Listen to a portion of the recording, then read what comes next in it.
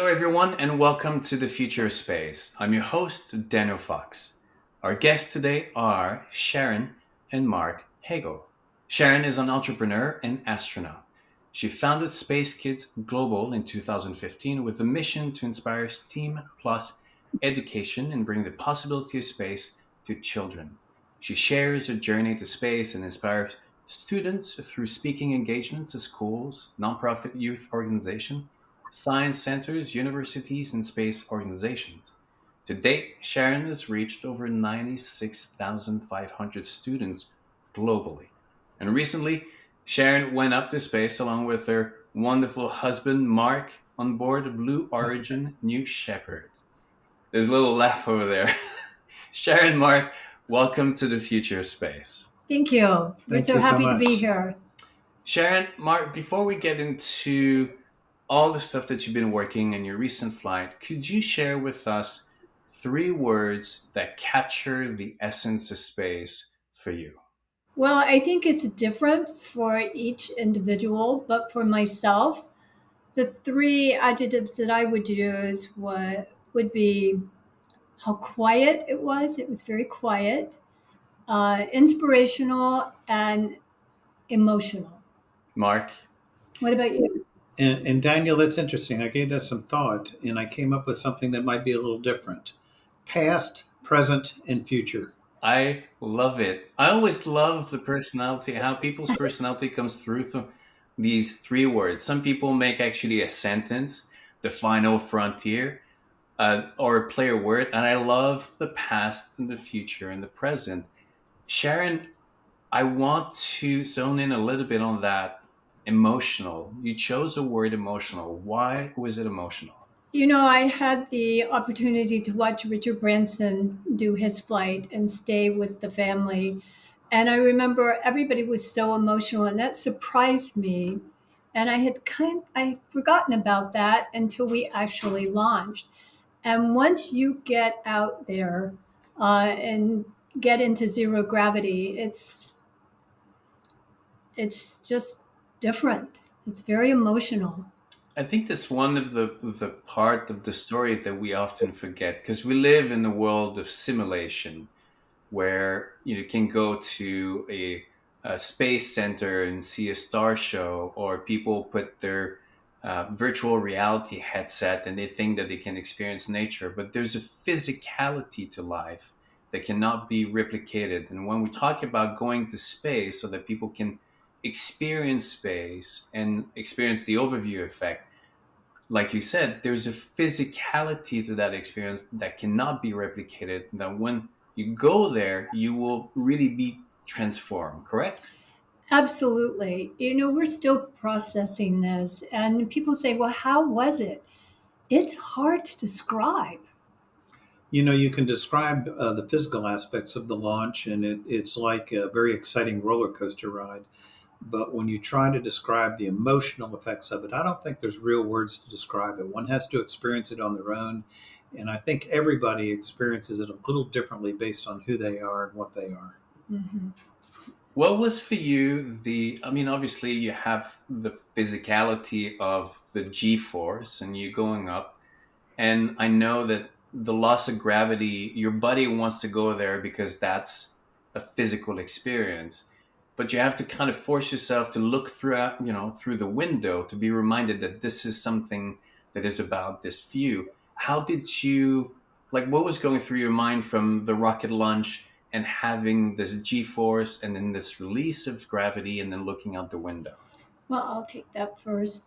Well, we had a plan. Our crew had a plan, and we discussed it prior to the launch while we were training.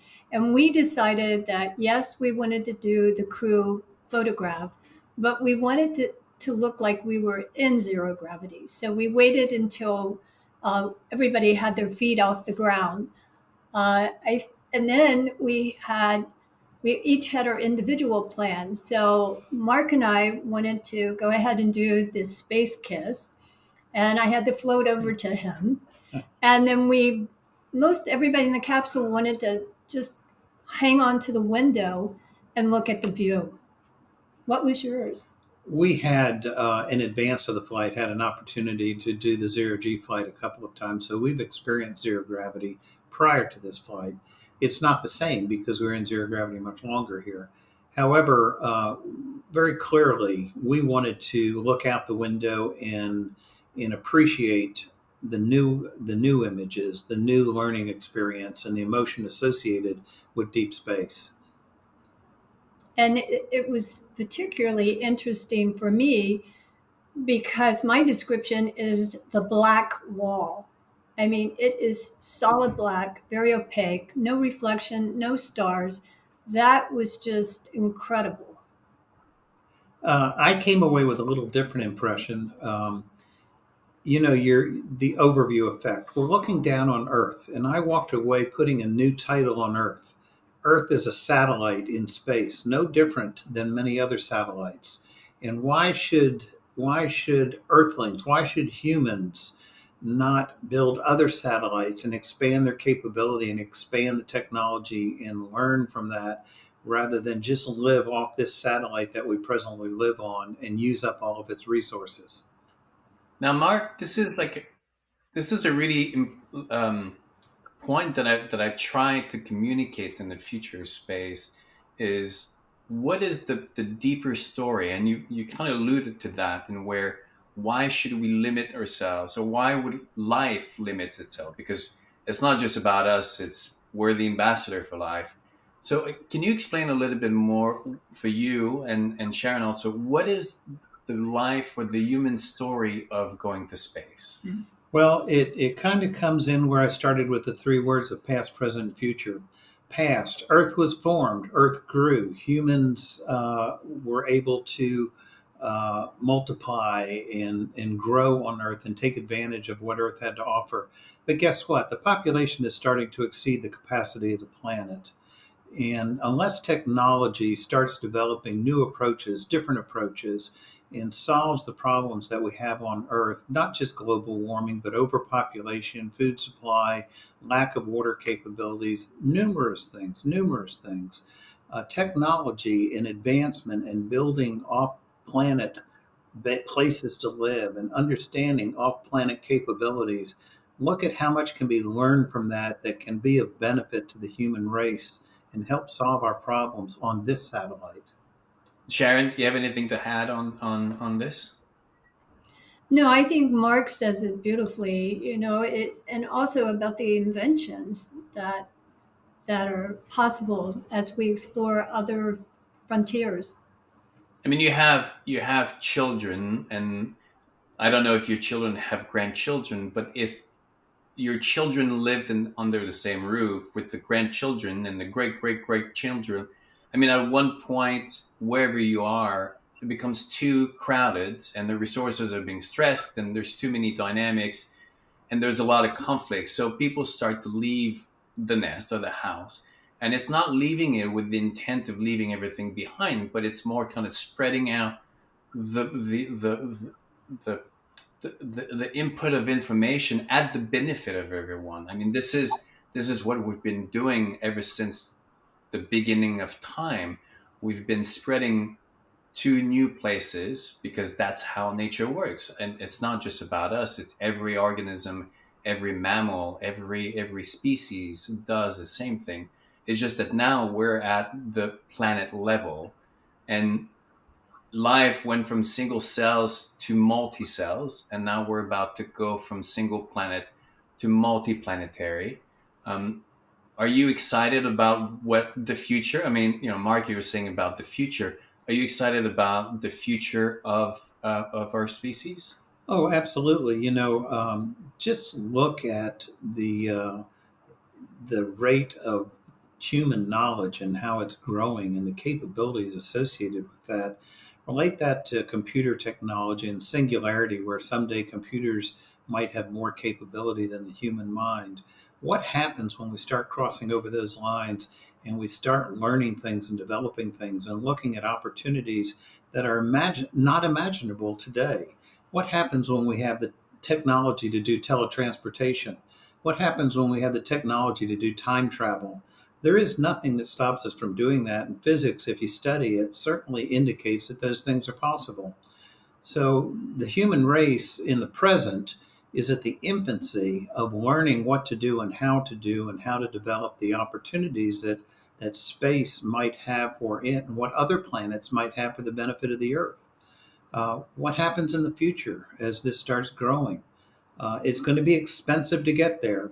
But if you look at the return on investment, traveling to the moon the first time was very expensive, but the return on investment was 6 times the cost of what it cost to go to the moon. What happens with today's technology and what we're going to be able to do for the human race in the future? It's incalculable. Well, and I think space is a game changer. If you just take a suborbital flight, just think what that possibility is in the future. You could launch in Orlando and be in London in 45 minutes. The You have, I mean, you went up on Blue Origin. I think that you also have a reservation on Virgin Galactic. Yes. Obviously, you want to go. I mean, you've used the place where you are in life to go to space. But I'm pretty sure that when you started your business and your career and your relationship, you didn't think that this would be possible. So, was space always, I mean, was it something that united the both of you? Is it something that grew as you got together and you saw the circumstances evolving? How did these points got connected along the way? You know, Sharon always says that I drag her along with the experiences. But another way to look at it, Sharon taught me that you have to be an opportunist of a certain extent. And the way she explains it, if you sit down next to somebody and you start talking to them, you never know what's going to come out of that conversation. And that's how this thing developed. Um, for one of our wedding anniversaries, our 11th anniversary, Sharon decided that we were going to fly on a zero gravity flight. Well, guess what? The head marketing team for Virgin Galactic was on that same flight. 15 years ago, it started our journey purely by accident and purely by taking advantage of the opportunities that were presented to us and by us participating in those opportunities. Well, and Mark started early on because he was what, 8 during. Why don't you tell them? I first became interested in space when I started watching the initial rocket launches out of, at that time, Cape Canaveral. Of course, they changed the name to Cape Kennedy. I remember being out on a lake with my next door neighbor on a raft that we built and watching the original Vanguard rockets go about 10,000 feet up into space and blowing up because they never made it. And from there, I've watched the entire generation of the space program as it's developed. I've been very fortunate to live in Orlando most of my life, and I've been exposed to the space industry through all of that. Yeah, my story is a little different. I remember I was in the 6th grade listening to a PA system when Alan Shepard became the first American in space in 1961. And, as a child, you think, well, this is great. It's never been done before, but what does it have to do with me? Because West Virginia is a long way away from Kennedy Space Center. And I tell the kids when I go in to do presentations, just because you don't think something might happen today, be open to the possibilities for tomorrow. So, Sharon, how did you go from looking at the Alan Shepard, and then creating the Space Kids in 2015 and really focusing on STEAM education, um, and doing the work that you do right now, just influencing an entire generation of young individuals that now have a connection to space that maybe they didn't have had it not been for you. Let me go back to talking about the early days because how that all fits together is how exciting it was for us to have listened to Alan Shepard become the first American in space, but also to be able to ride on the vehicle that was named after him. I started Space Kids Global 7 years ago when nobody was really focusing on elementary school kids. I remember listening to a lecture here at Rollins College with Dr. Michio Kaku, who said, if you don't have kids hooked in math and science by 6 and 7, you've lost them. You take that with the 3.5 million job vacancies in the STEAM field that's predicted in 2025, and we've got a real issue. We've got to get these kids hooked on math and science and make learning fun through our hands-on projects. And what has been the most enriching discovery of that journey of Space Kids? The most interesting things that we've learned from the feedback from the kids is how many of them thought that an astronaut was the only job in the space industry. I think it's very important that the children know that there's a whole village, a whole team behind every launch, and that space is for everyone, that we're going to need chefs and doctors and clothing designers. Um, that's why we want to make space for everyone. That's why we're bringing the possibility of space to kids. Absolutely. I mean, talking about space is not really it's not just the destination, is the future. We go back again to what Mark said earlier. It's talking about the future of humankind within the context of outer space, but everything that is our lives today with health, wellness, hospitality, apparel, everything, all these little things that we take for granted now have to be considered into this new frontier, and that's going to be an entire new economy where people need to develop the skills, so the kids have a kind of a now a blank canvas of what can be offered to them, right? Yes, and that's why we're reaching out to corporations that have like minded businesses and opportunities that we can bring these hands on projects to the kids. For example, last year we sent 21 science projects to the International Space Station on a SpaceX rocket right here in Kennedy Space Center. And then we just finished our national essay competition where kids between 8 and 12 years old could write an essay on why I want to go to space. And with our partnership with Zero G, they have given them 2 seats to fly like an astronaut. We have one more program coming up this fall, named that Satellite. But we need more things like this so that kids have hands on projects, that they become participators, not spectators. And we can make learning fun. We're starting negotiations right now to generate what I'll call summer camps, where kids can go to the training centers like we did with Blue Origin and experience the training that we had to expose them to what space is all about, what it takes to get to space, and to see what it takes to put a spaceship into space.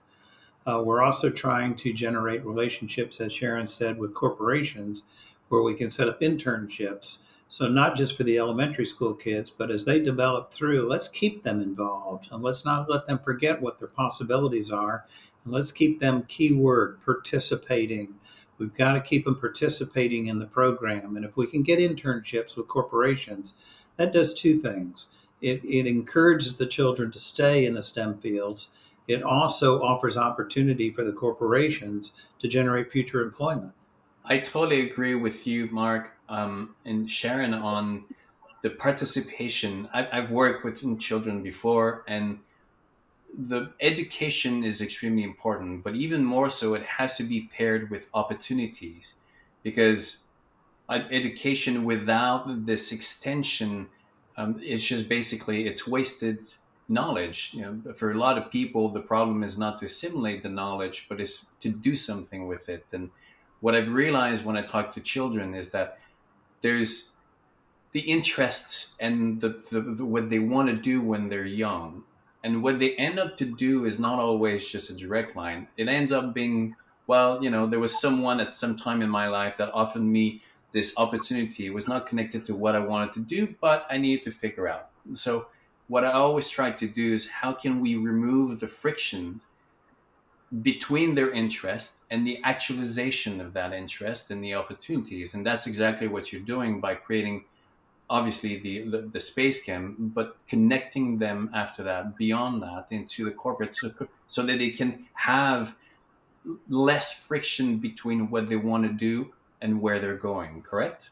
Well, and expose them to the opportunities Mhm. and show them that there are opportunities, and that if you have a good education and a technical education, it can go in lots of different directions. It's amazing how people decide They want to major in a certain field when they go to college.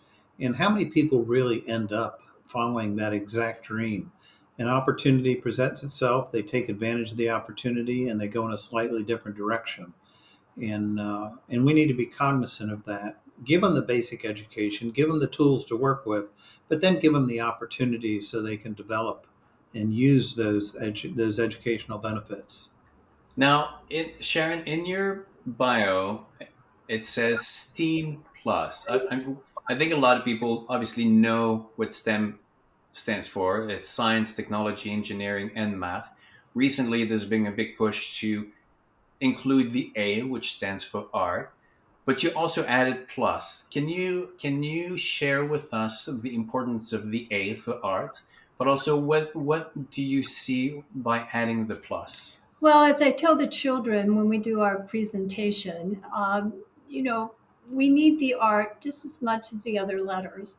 Can you imagine Star Wars without theme song? Art, we need the music, we need the painting, the painters. STEM teaches you a trade. STEM teaches you a field. STEM teaches you the basics of how to think and how to solve problems. A, arts, teaches you imagination and teaches you the possibilities. And if you put those two things together, you have a very well rounded person. And usually, isn't music part of math? Absolutely. And then, of course, the plus at the end, that is The environment. As we bring more children together, climate control, the oceans, the air, I think that's an important part that needs to be added to the STEAM fields. I totally agree with you, Sharon. I think, I also believe that that's one of the aspects that's been missing in our narrative of our humanity or our presence on Earth is there's a reciprocity with the world. We're dynamic participant in this life on Earth, and it's impossible to think that we can live without having an impact. We have an impact, but also we're meant to be an active role. We have to take from nature because obviously we have to survive, we have to eat, but we have to give back. And so this reciprocity is always really important. We are a product of our environment. So if we want to trash our environment, ultimately it's against us. So this respect to the world is not just to save the world, but it's also to save ourselves. And if we can bring this back into the story and make the story of our relationship with the planet more about this relationship as opposed to us just having to save a planet, because a lot of people, they wake up in the morning and they're not intending to do wrong to the planet. It's just that the world is a lot more complicated. But if we can tie their family, their future to the environment, then it becomes, I think, a little easier. Would you agree? Absolutely. And I have to give credit to our friend Richard Branson. He was the one that really brought that to the forefront. The human race is a race of consumers, and I'm not saying that in a negative manner. It's just what it is. And if you look at the population growth and the consumption rates associated with that, Earth doesn't have a chance unless we figure out some solutions and figure out how to coexist and put it into balance. And putting it into balance means new technology, new inventions that don't exist today, a new way of providing a food source. There's lots of things that have to be developed, and a good STEM education develops the ability to start thinking about those things and come up with an imaginative solution. The average age of the person that worked on the mission to the moon back in the 1960s was 26 years old. Young kids don't have boundaries. Their imaginations are unboundable, and their ability to solve problems is incredible. And if you put that together with a good education and an understanding of how to approach a problem, what the human race can do is not restricted at any level. Well, and we see that every day in the private space companies as well. There's very few people over 30 because they bring new ideas. And this is if we become multiplanetary and we increase the population by X fold, this pool of creativity, if it's nurtured correctly, becomes so bountiful. And I mean, for me, just like looking into this future of new ideas that we didn't think would be possible, and even having children coming to the table with their own perspective and growing up in a world of limitless opportunity. I mean, this is one of the reasons for me why I want to take with Space 110 16-year-old explorers on board Space Perspective, so that they can experience looking at the planet when you're 16, at that age where you're developing that sense of awareness with the world. Can you imagine what it creates, for their future? So this the importance of children into the world of future and increasing the knowledge just brings so much to look forward to, as opposed to kind of pointing the finger backward and say how bad of a species we are. It's moving forward with acquired wisdom. um, I think you would agree on that, correct? Oh, the wisdom that'll be generated in the future is hard to understand today. For example, what happens if somebody invents a platform that we launch into space that collects solar energy of sorts? I don't know what kind of energy. It's something that we'll have to figure out in the future, and beams that energy back to Earth so we don't have to worry about the carbon pollution in the atmosphere. What happens, just that one simple little thing, and how that changes the course of humanity on Earth? Now, you are the first couple who went up to space. um, I don't know the story at ISS, but maybe you're the first couple, the first two people to kiss in space. We don't know any of the backstories that happened on the International Space Station. Are you planning to be the first couple that goes a second time to space? Well, we are the first married couple to fly on a commercial space vehicle, that's for sure. And we had a lot of fun doing that. And what better way to experience space but to have your best friend and husband there with you? So we're imprinted for life, and we'll always be able to talk about that time and space forever. Um, As far as the future, as Sharon puts it, if there is a Santa Claus, we'll be able to fly all of the major sources of space travel and continue to do it. What? Why is it so? Why is it important for you to go and experience it again? Is it because you're looking to go deeper into the experience, or what is your motivation? I mean, we could make a parallel with traveling. Why going back to these places that we like? But for you in particular, the experience of going to space was so powerful that now you want to go back again. But are you looking to for something in particular? Like if you go back. I'm going to let you answer that, and then I'll tell you what I think. I get to go first. Everybody we talk to that has gone to space, without exception, wants to go back. It comes back to what we said at the beginning. It's such an emotional experience, and it's very hard to describe. And to not want to follow through on that experience and expand on it, and expand your personal relationship associated with those emotions, would be a shame. And it'd be an understatement to not try to do that. There is so much to be gained by expanding your horizon and then sharing that horizon with others, and maybe helping them do things that they didn't know they had the ability to do. That's what Space Kids is all about.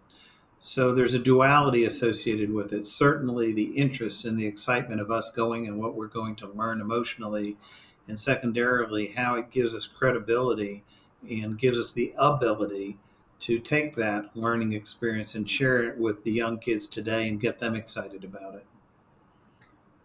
Well, that was exactly what I was going to say. I want to How about experience as that? much as I can that's different each time, so that I can come back and share it with the kids and get them excited about their future, because technology is changing so quickly. We don't want them to be left behind. It reminds me of the first time that I jumped out of a plane for skydiving. You spend the entire day in class looking at protocol, what to do. But the minute that you step out of that plane and you're hanging on the wing, for dear life, and you let go, all Yeah. this goes out the window, and the next thing you know, the parachute is open, your adrenaline is like, and obviously you can't really process. You cannot really. I mean, you enjoy the moment, but the adrenaline and the emotion of the moment is so high that you want to go back up so that you can kind of be able to process with a little bit more control, so that you can have a balance between the brain and the emotion, so that it's not just overtaken by the emotion. So going back up, obviously now you have a little bit more, you know what to expect, and your brain is trying to take a little bit of control so you can enjoy the moment.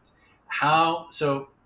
Is it confirmed that I know that you have reservations for Virgin Galactic, correct? Right. Yes, we signed up with Virgin Galactic back in 2007. So to have this possibility last week to go to space was a 15-year dream come true. Um, are you planning on also to go to Space Perspective, which is a total different experience? Actually, Yeah. we're already signed up with Space Perspective. We're on flight number 4. Flight number 4. 4 seems to be a really good number for us. We were on Blue Origin number 4, manned flight number 4, and we'll be on Space Perspective number 4. Oh wow! So is it totally? Actually, that was, Crew 4. yes, we were on the 20th mission, NS-20, but we were on crew 4. And with Space Perspective, we will be on crew 4 with them as well in 2024. Yes. Oh, wow, another 4. Is there a story behind the 4, or is it just a coincidence? No, it's hard to. You never know what numbers are going to do for you. In my family, the number 26 comes up over and over again, so I'm sure it's going to come up in space travel also. Well, 26. It's 2 plus 6. That's 8. That's 2 times 4. We can. There you go. Thank you. Numerology. If we bring it down to numerology, it's always interesting.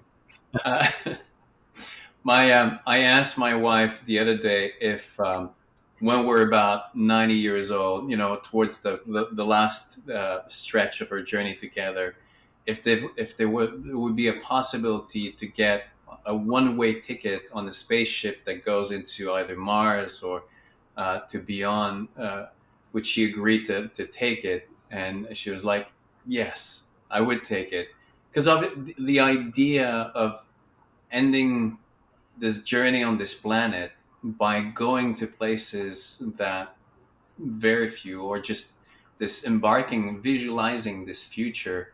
I think for me, that would be the best way. If the opportunity would present itself to take this one-way ticket together, would you two take it?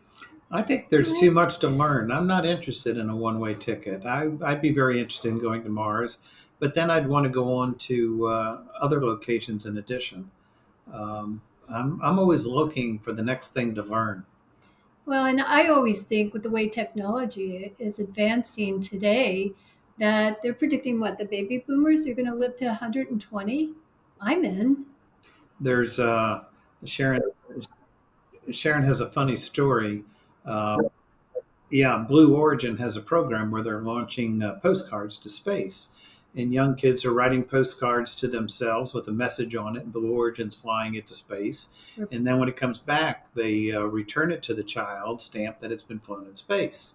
So Sharon tells the story that 25 years later. Oh, Spacekids Global is partnering with Club for the Future, which is Blue Origin's charity arm. So we had a little girl who was 3 years old that was drawing her postcard to send to space.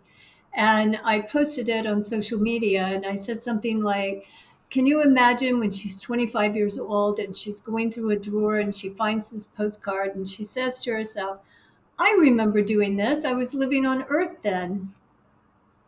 It could happen.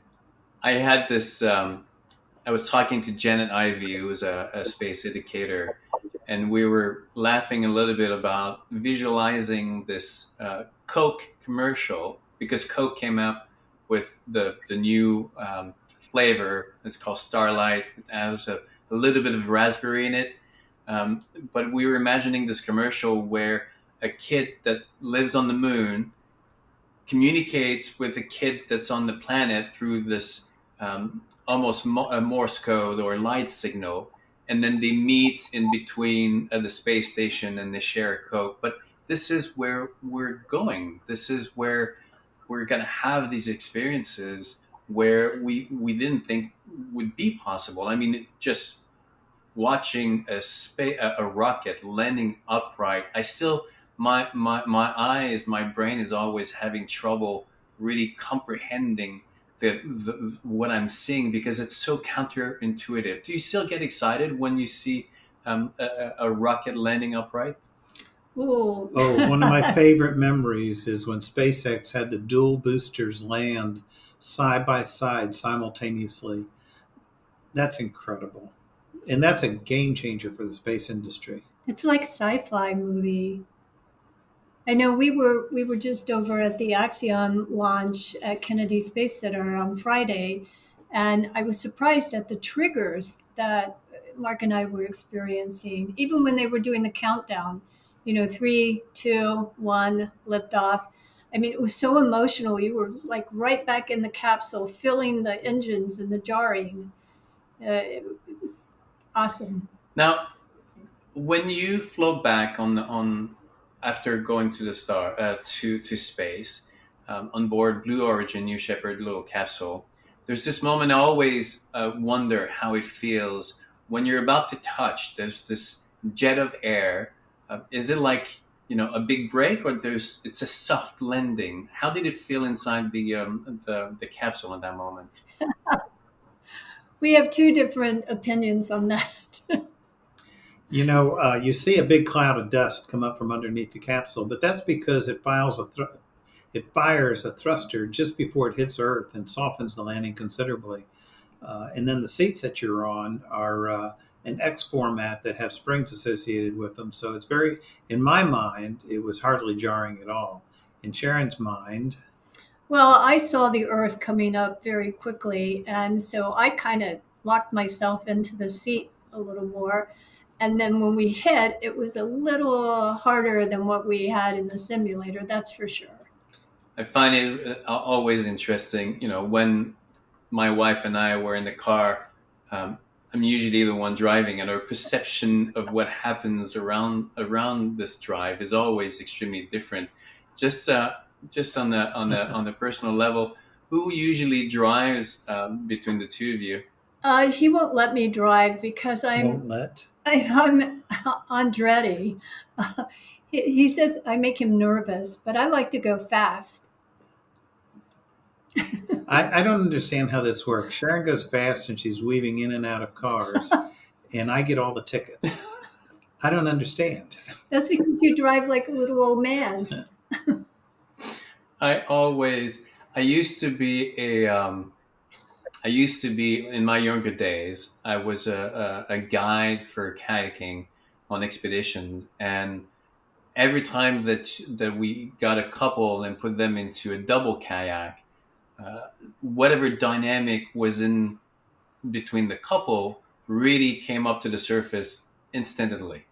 If they were a good communicator, it showed. But if there was any cracks or a bad communicator, it just turned out to be like a big mess. And it's the same thing in cars, how the communication and the perspective. My wife always thinks that I drive too fast. And then when she gets behind the wheel, I'm like, this is, it's like I'm super nervous. So it's always interesting. How long have you been together, by the way? Oh, 20.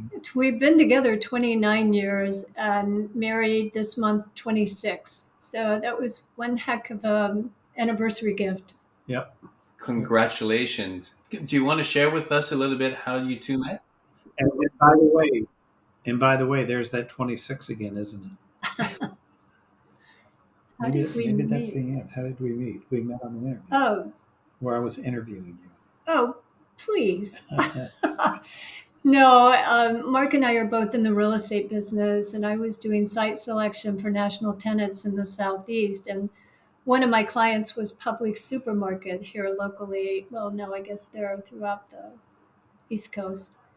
Um, and we met because we were trying to decide whether we were going to merge companies back then.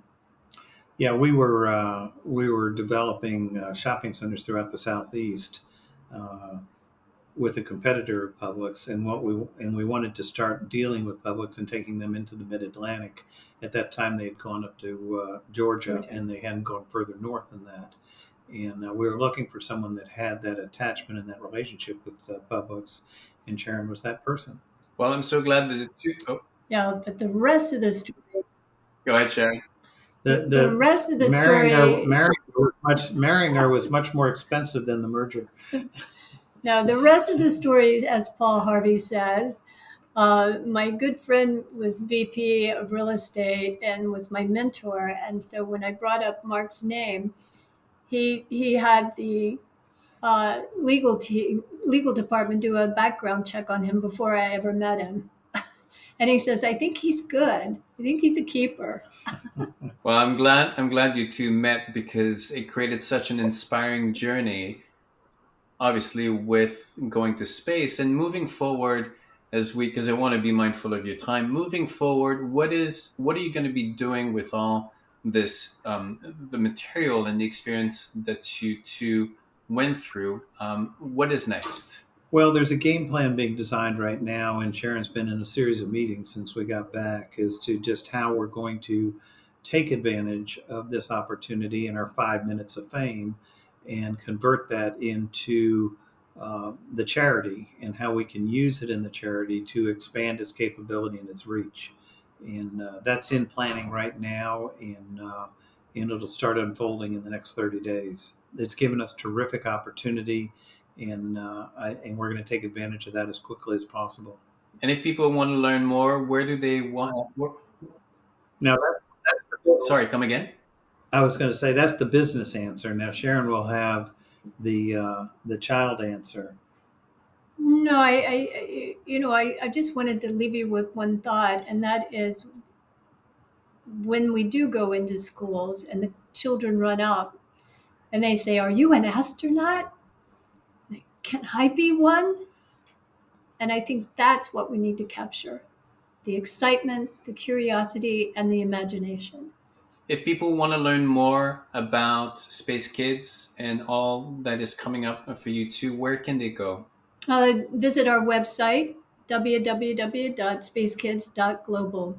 Just be mindful that it's .global and not space. Just dot. No, no, no. Be mindful that it's .global. That's the new .com. It is indeed. Well, Sharon, Marc, it was a pleasure having you on the Future Space, having this candid conversation about your experience, about space, about children. I'm looking forward. I mean, we still do these interviews over Zoom. I think the mobility is open. The opportunities have opened up, but at the same time, mobility is still challenging. I'm looking forward for a path to cross, so that we can continue this conversation, maybe over a bottle of Good. wine. It's always Yes. it's always a wonderful setting to do so. Absolutely. Thank you so much for your support. Thank you, Daniel.